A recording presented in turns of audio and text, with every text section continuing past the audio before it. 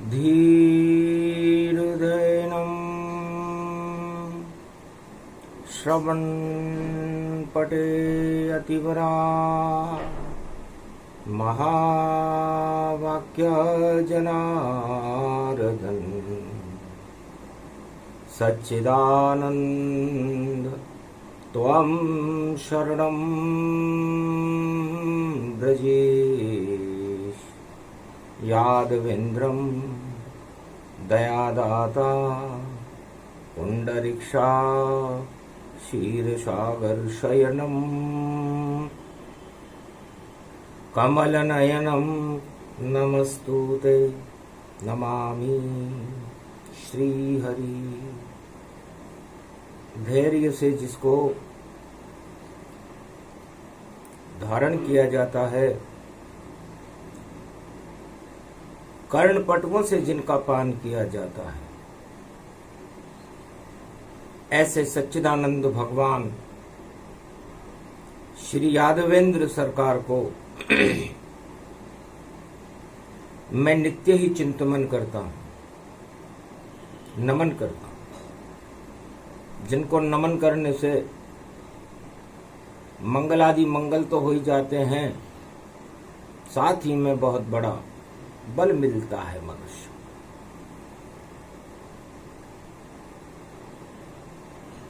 चार चतुर्भुज रूप विशाला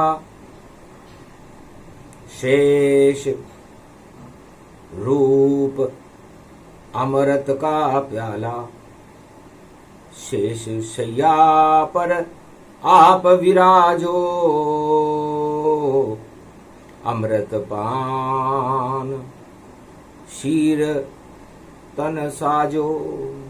क्षीर सागर में शयन करते हैं नारायण भगवान, सबसे सुंदर त्रिलोक में एक ही पावन धाम। भगवान विष्णु लक्ष्मी जी से कहते हैं कि लक्ष्मी जी, पूरे त्रिलोक में सबसे सुंदर सत्ता है तो नारायण की सत्ता है, जिसकी पूरे त्रिलोक में चारों युगों में साख रहती है। और बाकी जितनी भी सत्ताएं हैं, चाहे वो देवताओं की हो, दानवों की हो, मानवों की हो, कल्याण कभी नहीं करती है, बदसूरत जग हो जाता है। जब चढ़ता है घमंड सत्ता पर तो जगत बर्बाद दिखाता है। ये तो मास बैसाख है और नहीं है इसकी साख, और ये घमंड ही कर देता है सब सत्ता को राख। बैसाख का महीना प्रारंभ हुआ, बैसाख का महीना भगवान विष्णु के सामने खड़ा हो गया। महाराज, मेरी तो कोई साख ही नहीं है, क्यों 12 महीने में मेरा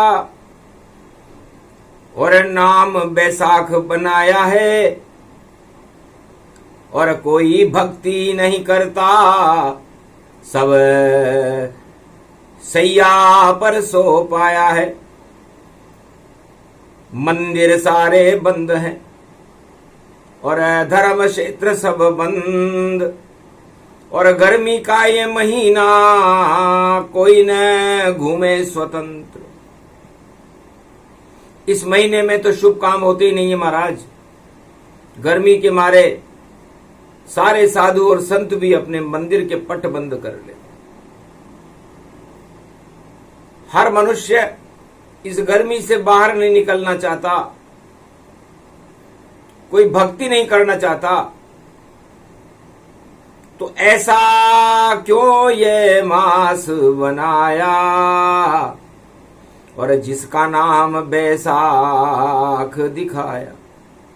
भगवान विष्णु ने कहा कोई बात नहीं, जाओ शिव के पास में, शिव बैठे कैलाश, उनकी भक्ति करो तो चमकेगा बैसाख।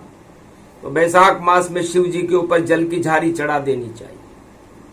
और भगवान शिव की तपस्या करने के लिए सबसे सुंदर महीना है तो बैसाख का महीना है।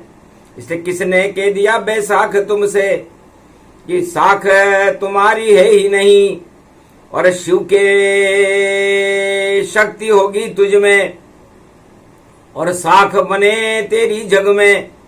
तो आज हुआ प्रारंभ और पड़ गया शुक्रवार। त्रेता में जब पड़ा था तो लुटा लंक दरबार। बैसाख से भगवान विष्णु ने कहा कि त्रेता युग में बैसाख का महीना लंका में पड़ा। रावण की बड़ी साख थी, सबसे बड़ी सत्ता थी त्रिलोक में। त्रेता युग में रावण सरकार, सोने की लंका सवा लखना थी, फिर भी जला दिया नहीं बाती। बैसाख के महीने में फिर भी वह न दिया जला न बाती जली, रहा नहीं कोई रोवन हारा। सुंदर कांड हो गया प्यारा, सुंदर कांड हो गया। और ये बैसाख के महीने में हुआ।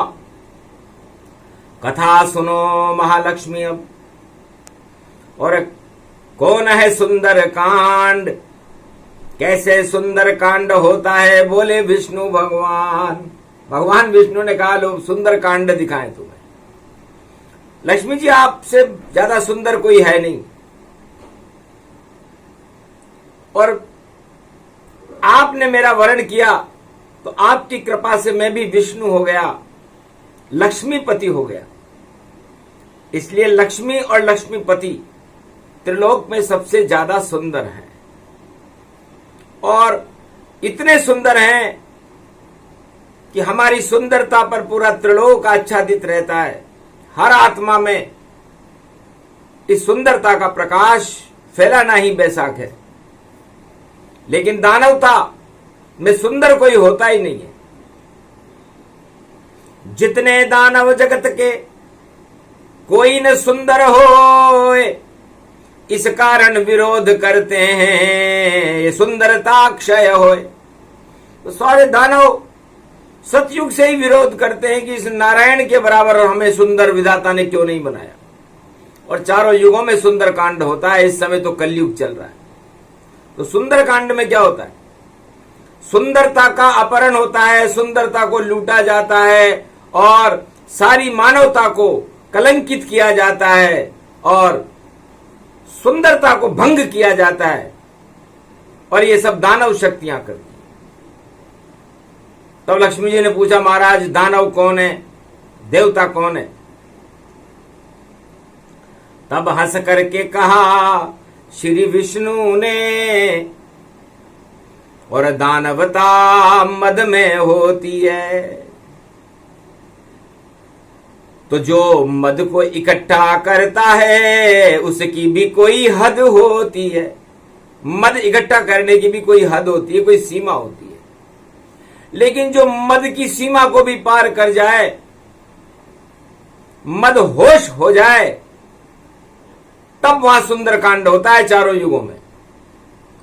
ऐसा कलयुग में होने वाला और मद का नाम निशान मिटे, ऐसा होगा अब सुंदर कांड कि राम नाम सारा जग ही जपे। तो जिधर मद है, मद शब्द किसी के भी लग रहा हो, सारे संसार में सबको देख लेना चाहिए कि मेरे मस्तिष्क पर मद कहां चढ़ा हुआ है। वह सब दानवता के प्रतीक माने जाते हैं। और जिन पर चढ़ जाए मधु, और मधु शहद गति जान, और मीठा अमृत पान है, और वह सब देव समान।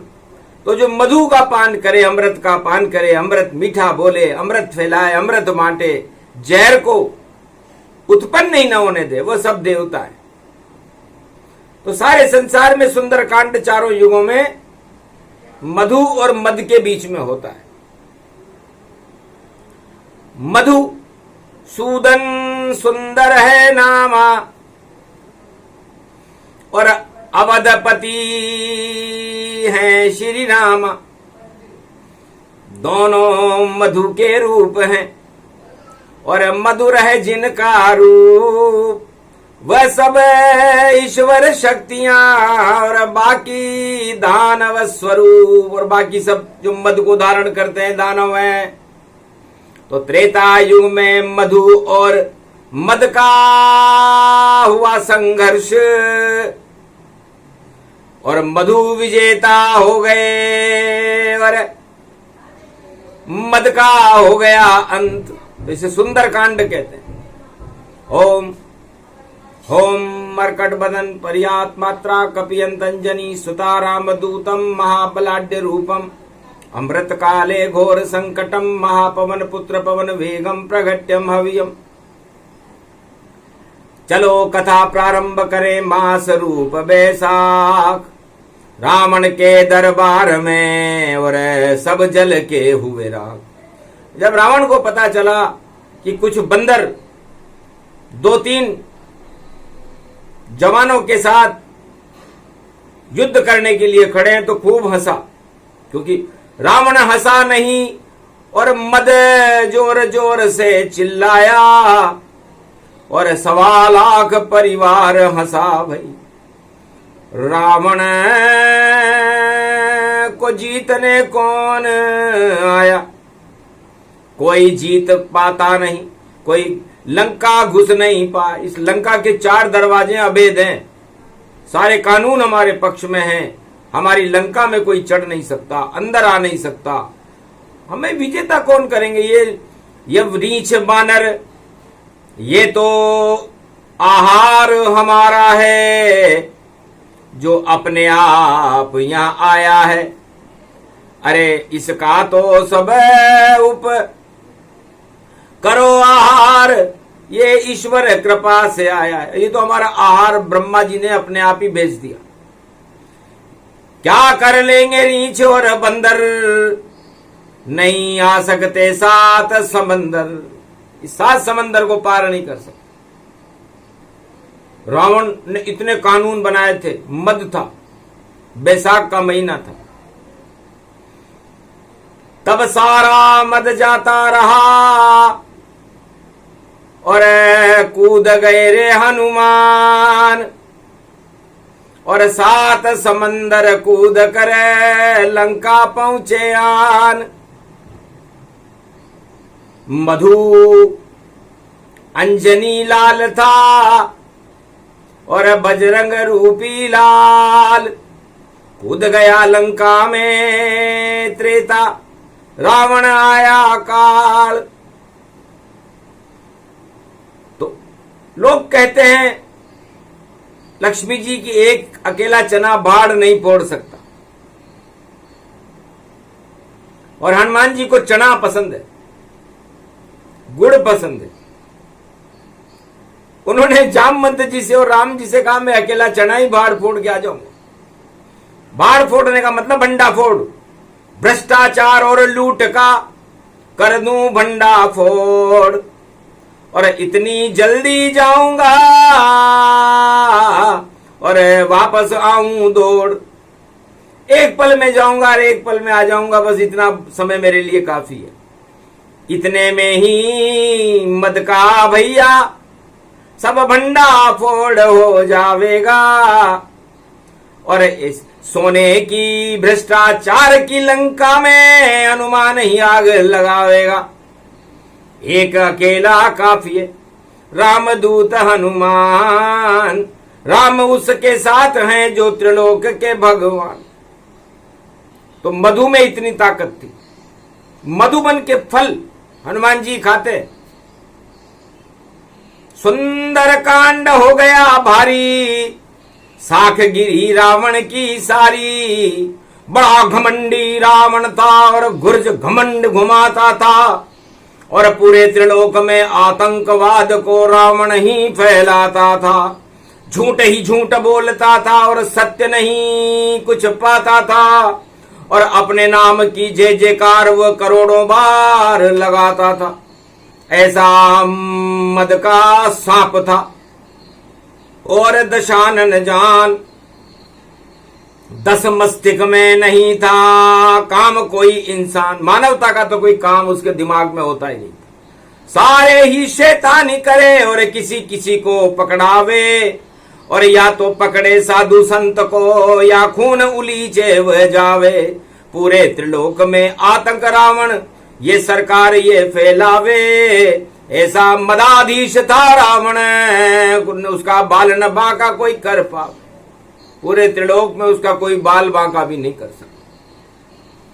आखिर श्री हनुमान ने करी चुनौती स्वीकार और राम मुद्रिका लेकर पहुंचे लंका के दरबार। विभीषण को दर्शन दिया और राम मंत्र उसे दी। जपते रहो विभीषण लंका में और लंका राज नवी, ये लंका का राज तुम्हें मिल जाएगा। सो ही मंत्र विभीषण दीना, लंक नरेश पवन सुत कीना। तो गुरु बन गए हनुमान, दास थे, लेकिन आखिर शिव का 11वां रुद्र है, इसलिए गुरु बनने में उन्हें कोई अड़चन नहीं हुई, क्योंकि विभीषण भी तो शिव भक्त था। और मंत्र दे दिया लंका में। सोचो, मद की नगरी लंका थी और मंत्र विभीषण जपने लगा और सारी लंका में विभीषण का देखो तप वहां तपने लगा। नहीं जलेगा भवन तुम्हारा, बोले लंक में पवन कुमारा। कुछ भी हो जाए, जो मंत्र मैंने तुझे दिया है तेरी रक्षा करेगा और तेरा भवन कोई जला नहीं सकता, क्योंकि सत्य मंत्र है राम का। सारे मद देत उतार और लंका का रावण का मद तो और दूर करे बजरंग सरकार। इस मदांध रावण का मद मैं दूर करूंगा। एक अकेला हनुमत बंका और लंका में बज गया उनका डंका और रावण भी आ गया था शंका। बालन बांका कर पाया बंका, सारे लंका में किया और बजरंग ने उत्पात धूम धड़ाका कर दिया और मारी अक्ष के लात।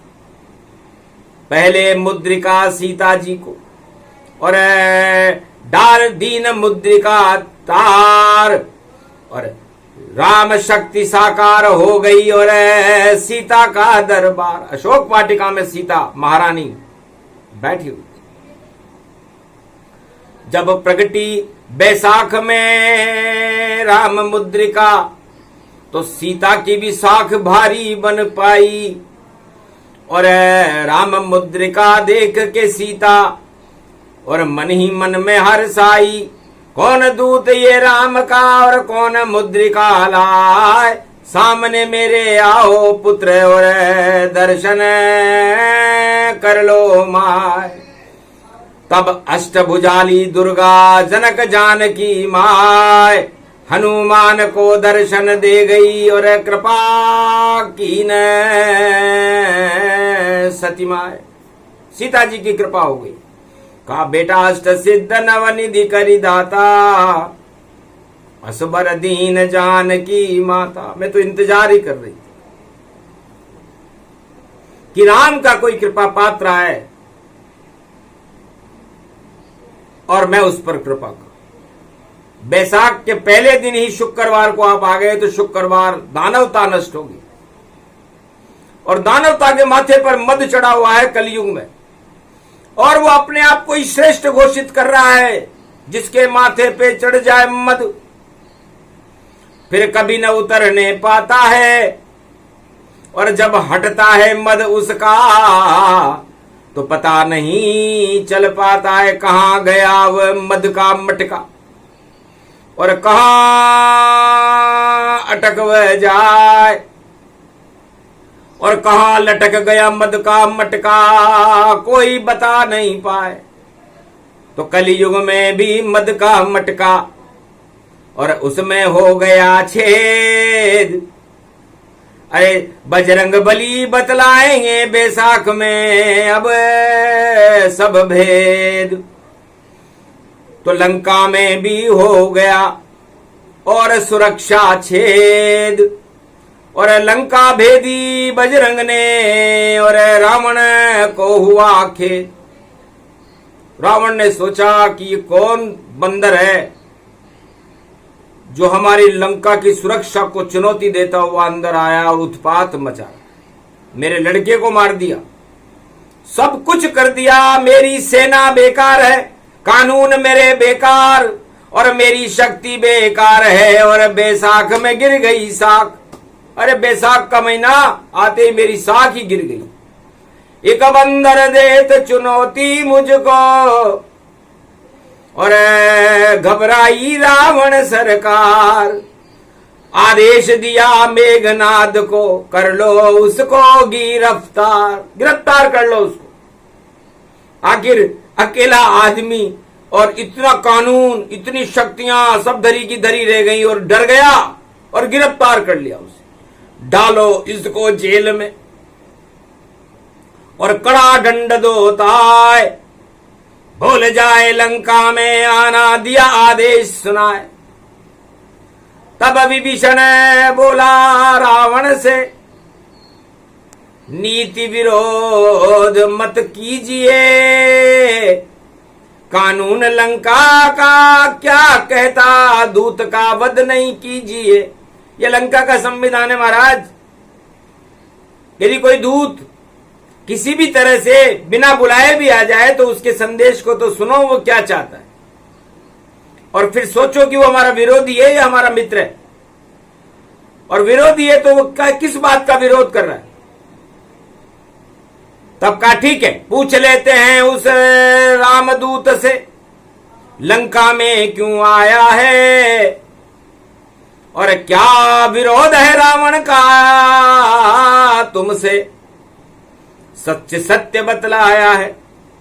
तब हंस कर बोले हनुमाना, रामदूत अतुलित बल धामा, सीता तुमने लई चुराई और अशोक वाटिका बिठाई।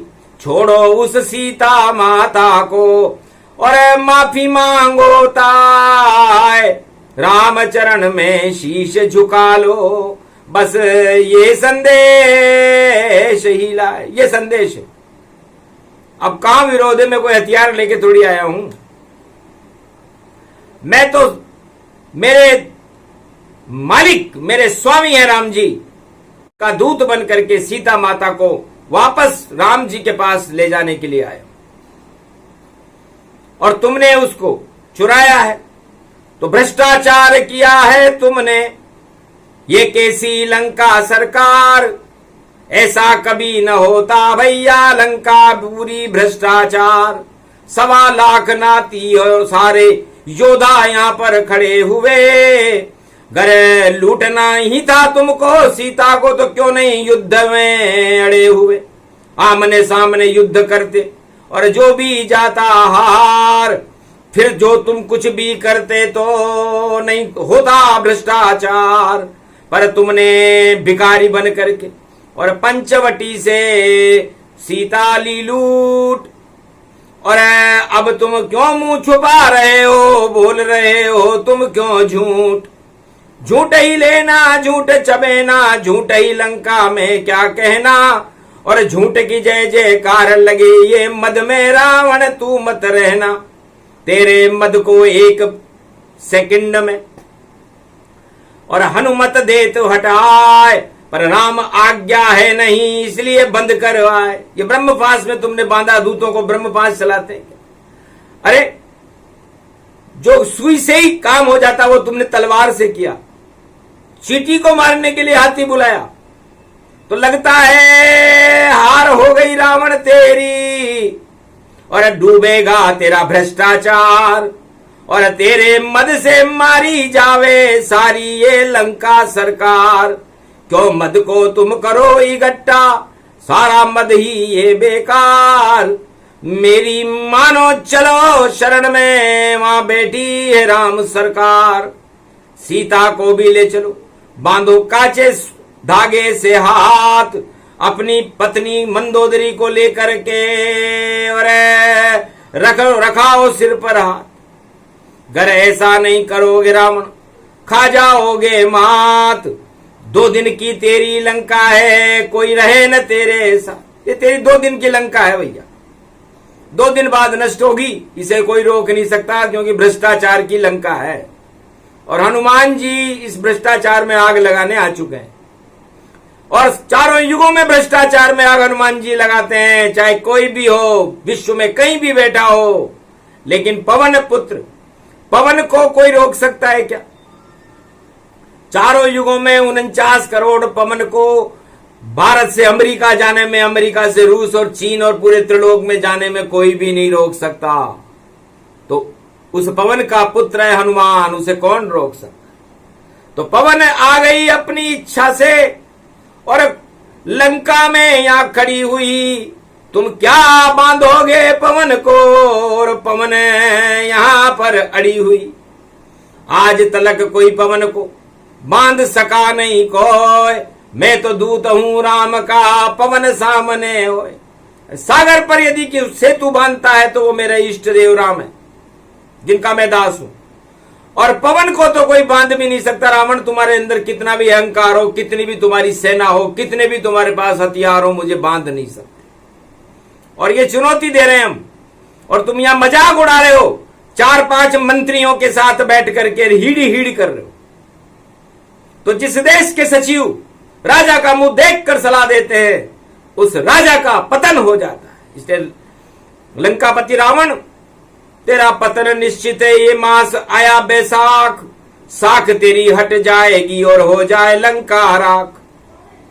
तब रावण को बड़ा गुस्सा आया कि तुम पाठ पढ़ाने आए मुझको, और मैं लंकापति रावण हूं, और कौन से गुरु तुम्हारे हैं? मेरे गुरु मैं शिव को लाया हूं। हंसने लगे तब हनुमान जी, और मैं ही शिव का रूप, और तेरे गुरु भी मैं ही हूं, और मेरा 11 है रूप। ये मेरा 11वां रुद्र है। अच्छी तरह पढ़ाऊंगा पाठ, और उड़ा दूंगा मैं राम के ठाठ। और लंका तो होने वाली है 2 दिन में ही बंदर बाट। सुंदर कांड होएगा भारी, और लंका जर्जर जल जाए सारी। और रावण तेरी गति बिगड़ गई, और मति बिगड़ गई रावण तेरी। तो रावण तेरी गति भी बिगड़, तेरी मति भी बिगड़ गई।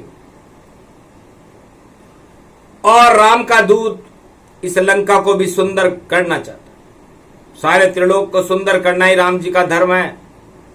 और जब रामा अवतार होता है या कृष्णा अवतार होता है, तो वो राजा नहीं बनते दोनों। राजा तो सारी दानव जातियां बनती हैं। हिरण्यकश्यप राजा बना, रावण सरकार राजा बना, दुर्योधन सरकार, धृतराज सरकार राजा बना। तो बड़े बड़े राजाओं का पता नहीं है आज तक। तो वो राम राज्य नहीं लाते, वो अपना राज्य लाते हैं। सत्य का राज्य तो राम और कृष्ण ही लेकर के आते हैं। बाकी सारे राजा अपना राज और अपनी नीति लाते हैं।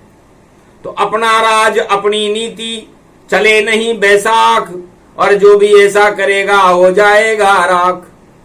तो कलयुग केवल नाम आधारा, और सुमर सुमर नर उतरई पारा। और कलयुग में तो कोई न राजा रहेगी न प्रजा, वहां तो भगवान का नाम रहेगा। जो दुख में हो भगवान का नाम जप ले। रामचरितमानस कह रही है, तुलसी कह रही। और मैं कलयुग की दृष्टि को भी देख रहा हूं, क्योंकि तेरी लंका होगी काली, काला सारा कलयुग होगा। घर घर में माया मोह चले, और सबके माथे पर मद होगा। तो जिसके माथे मद चढ़ जावे, राम नजर नहीं आते हैं। और जहां जहां मद फैल जाए, तो भ्रष्टाचार हो जाते हैं। कलयुग में ये ज्यादा फैले, इसे राम हटाने आते हैं। और पहले आता है हनुमान, भ्रष्टाचार के आग लगाने आते हैं। तो आ गए कलयुग में भी हनुमान, और पाप लंक जल जावेगी। जितने मद सारे जगत में है उन सब में आग लगावेगी। अरे हस्त नक्षत्र में आई हनुमान जयंती, और सारे मद को हटावेगी। और मधु अमृत फैले जग में, और राम प्रकट कर लावेगी। तो कलयुग में भी रावण कल की अवतार होगा। तेरी लंका काली होगी, कलयुग तो पूरा ही काला हो चुका, उसको हटाने भी कल की अवतार है। और मैं भी आऊंगा, क्योंकि चारों युग प्रताप हमारा चारों युग में प्रताप रहता है। रावण, तुम्हारा प्रताप केवल त्रेता में है, और हमारा प्रताप चारों युग में। यह हमें शक्ति मिली हुई है। इसे चारों युग प्रताप तुम्हारा है, प्रसिद्ध जगत उजियारा। इसलिए अंधेरे में उजाला करने हम ही आते हैं। और भ्रष्टाचार एक अंधकार है, और उसमें उजाला करने के लिए कलयुग में हनुमान जी आ चुके हैं। पाप की लंकाएं जलने वाली है, इसलिए रावण सतर्क रहो, सावधान रहो, और चलो हमारे साथ, और शीश झुका लो राम चरण में, तो बन जाएगी बात। हड़ हड़ हंसा ये पाठ राम को पढ़ाओ वानर, लंका में ये अध्याय नहीं, यहां तो रावण की ही बात चले। जो रावण कहे वह सब ही सही, तो झूठ सत्य यहां नहीं चलता है, यहां चले रावण की बात। जो बात न माने रावण की वो खाता है लंका में लात। लगता है मेरा भाई विभीषण और खाएगा मेरी लात, तब जाकर के बनेगी रावण जी की बात। तो बैसाख में उसने पहले ही कह दिया कि मेरा भाई केवल मेरा विरोध करता है, यहां पर तुम्हें बचाने के लिए दलीलें दे रहा है जैसे तुम्हारा वकील हो। तब कहा सत्य कहते हो रावण, और सत्य विभीषण जानो तुम, और लंका जलेगी थोड़ी देर में, पर विभीषण भवन न जल पावे।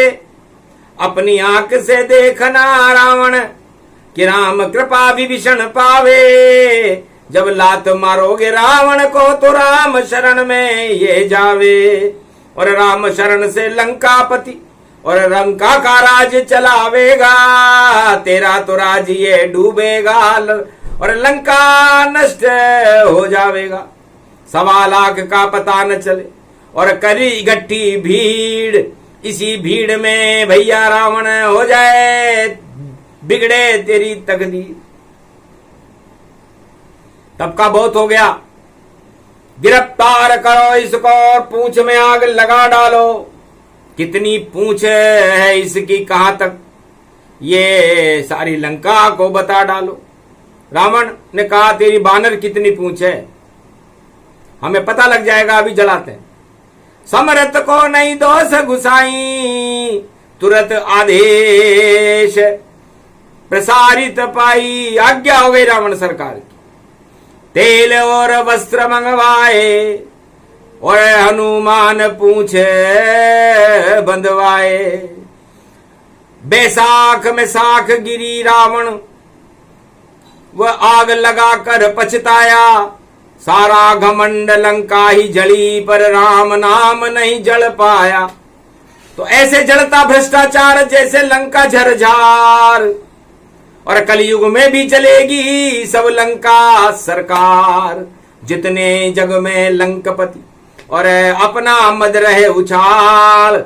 अरे आ गया बैसाख मास में देखो उन सत्ताओं का काल, और सत्य कभी जलता नहीं, जला लंक नहीं ताय। लंका जल गई पर पूछ हनुमान की, कोई जला नहीं पाए। सत्य जलता है क्या? आखिर पूरी लंका जल गई, राख हो गई, काली हो गई लंका, कलयुग के समान हो गई। तो ये कालापन और ये भ्रष्टाचार काला कर देता है आदमी के चेहरे पर, और तेज स्वयं घट जाता है कालापन जब आता भैया, तो शर्म से सिर झुक जाता है। तो क्यों झुकाते हो शीश अपना, और शर्म करो रे सरकार, राम नाम की जय जय बोलो, राम बड़ा दरबार। तो राम विजेता सत्य है और सत्य राम ही होए। सुंदर कांड हो गया लंका में जिसे हनुमत कहा तनोए। हनुमान जी ने पूरा सुंदर कांड लंकापति रावण को सुनाया। तब कहा ये सुंदर कांड नहीं, ये तो बंदर कांड कहाता है, और बंदर तो भैया जहां जाता वहीं उत्पात मचाता है। इतना कहकर उसने अपनी और लंका में लाज बचाई थी। अरे बंदर तो बंदर है भैया, इस कारण लंक जल पाई थी। कोई घबराओ नहीं रावण सरकार, और अभी लंक से बाहर करेंगे बंदर जाए बाहर। तो रावण सरकार को अपनी हंसी को इस तरह समेटना पड़ा। उसके प्रवचनों का, उसके भाषण का कोई असर लंका पर नहीं हुआ। सब गालियां बकने लगे नागरिक। अरे मूर्ख रावण सरकार, बड़ी बड़ी डींगे मारता है पर बंदर कर गया बेकार। एक बंदर आया लंका के और अंदर आया लंका के, और सात समंदर कूद गया जय जय बांके श्री बंदर की। बांका बंदर आ गया और लेके राम का नाम। लंका में जब राम घुसे तो हो गई धूम और धाम। लंका जल गई बचा नहीं और सके रावण सरकार। सारे कानून नियम धरे रह गए और हट गया भ्रष्टाचार। सियावर रामचंद्र शंकर। तो प्रथम बैसाख मास में और पवन पुत्र लंका में प्रवेश, और भ्रष्टाचार की लंका जलेगी और होगा उनमें बहुत क्लेश। काम क्रोध मद लोभ सभी ये, और पाप की लंका ही जानो।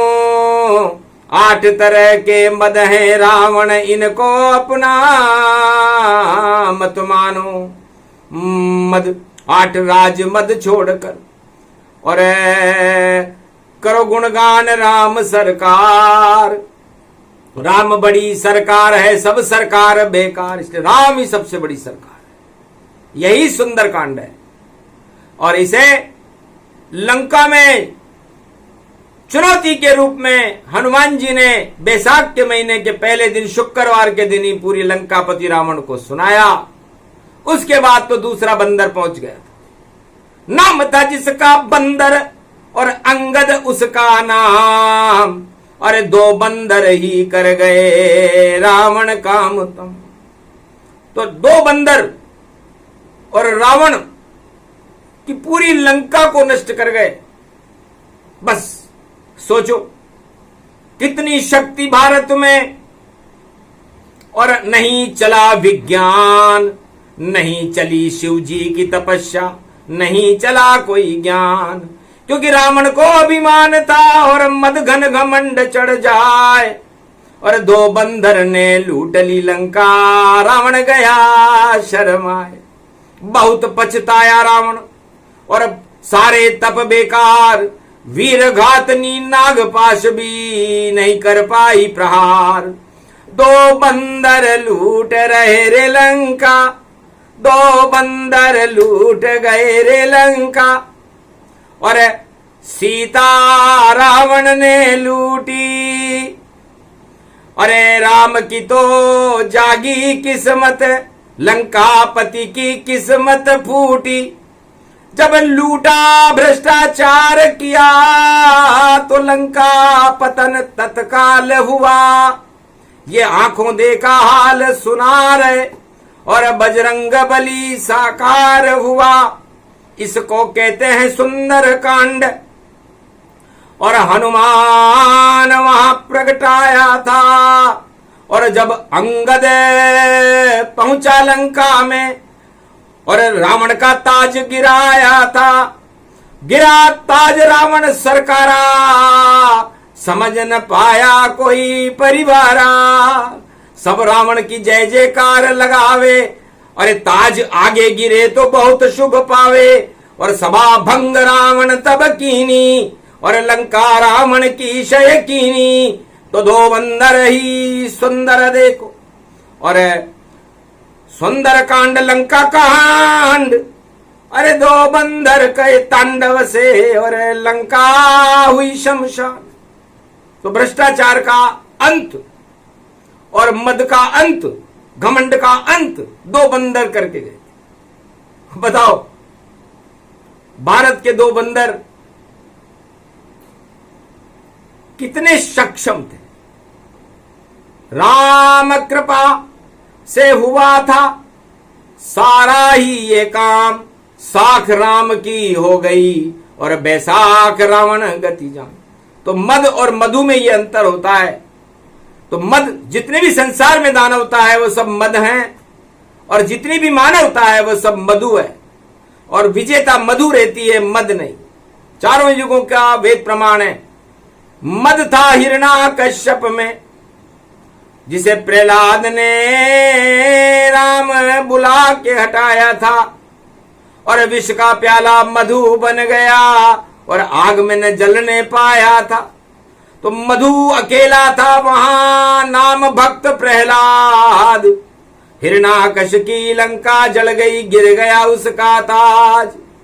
और त्रेता युग में मद पूरी रावण सरकार, और एक ही बंदर हनुमान ने और लंका कर दी बंटाढार। और फिर द्वापर युग में भैया धृतराष्ट्र की थी सरकार, एक कृष्ण का चला सुदर्शन, कौरव सेना बेकार। और ये तो कलयुग जानिए, और अरबों यहां घमंड, एक भी नहीं बच पाएगा। आ गया कल की ब्रह्मांड, कल की भगवान आ चुके, हनुमान जी आ चुके, अंतिम चरण में चल रही है कल की। सारे कलंक हटाने के लिए भारत में कलयुग में शक्तियां प्रकट हो चुकी हैं। धीरे धीरे पंचर कर दे और सारे मद हट जावेंगे। राम नाम का जयकारा हो और सुंदर कांड बनावेंगे। सुंदर कांड होएगा भारी, घर घर इसे सुनाएंगे। ऐसे कल की अवतार आ गए, सुंदर भारत बनाएंगे। तो भारत में अब होएगा घर घर सुंदर कांड, कोई रोक नहीं सके कलयुग में, बोले रहे हनुमान। तो हनुमान ही अतुलित बल है, अतुलित बल के धाम। शांति उनके नाम से अपने आप हो काम। शांतम शाश्वतम अप्रमेय मनघम निर्वाण शांति प्रदम ब्रह्मा शंभु फणीन्द्र सेव्य मनीषम वेदांत वेद्यम विभम रामाख्यम जगदीश्वरम सुरगुरुम माया मनुष्यमरी वंदे अहम करुणाकरम रघुवरम भूपाल चूड़ामणिम नान्या स्पृहा रघुपते हृदय स्मदीये सत्यम वदामि च भवान् किलांतरात्मा भक्ति प्रेस रघुपुंगव निर्भरा में कामादि दोष रहितम कुरुमानसं च रामदूत तुलित बलधाम हेम शैलाभ देहि धनुज वन कृशा ज्ञानी नाम अग्रगण्यम सकल गुण निदान वानराणाम धीश रघुपत प्रिय भक्तवात जात नमा। इसलिए कलयुग में भी राम आ गए और पूरा भारत सिया राम में हो गया और सुंदर कांड घर घर होएगा और हट जाए सारे घमंड। नई सदी 21वीं और आए कल की ब्रह्मंड। कल के भगवान आ गए, साख भारत की रहेगी, बाकी सब बैसाख हो जाए। तो बिना साख के हो जाए राजा, ऐसा योग यहाँ आया। शुक्रवार पड़ गया बैसाख में और चल गई राम जी की माया। राम ही राज करे भारत में और राम ही सुंदर कांड बने। सारा भारत सुंदर होगा, नंदन कानन रूप बने। जो भारत में आग लगावे उसके आग लग जावेगी और भारत का तो भाग्य जगेगा, विश्व गुरु हो जावेगी। भारत माता की जय जयकार होएगी और भारत नाम पुजावेगी, राम नाम का नाम पूजेगा, जय हनुमान लगावेगी। इस कारण ऐसे हुआ लंका में सुंदर कांड, रावण की सरकार लापता और विजय राम की जान। तो ये प्रसंग जो भी सुने विजय राम की होए, और जितने घमंड कलयुग में सारे ही क्षय होए। इस कारण विष्णु ने लक्ष्मी को और दिया सुना दिया ज्ञान, ऐसे होता है सुंदर कांड और विष्णु देते हैं वरदान। भारत भवन हमारा है और दूसरा भवन इसे जान, ये प्रसंग ही कर देगा भारत का कल्याण। इसलिए बैसाख मास के पहले दिन कलयुग में इसे सुनाया है। अब सारी शक्तियां नष्ट होगी और राम प्रकट हो पाया है। बोलो जय श्री, जय कल की भगवान, जय हनुमान, जय महालक्ष्मी विष्णु, भारत माता की।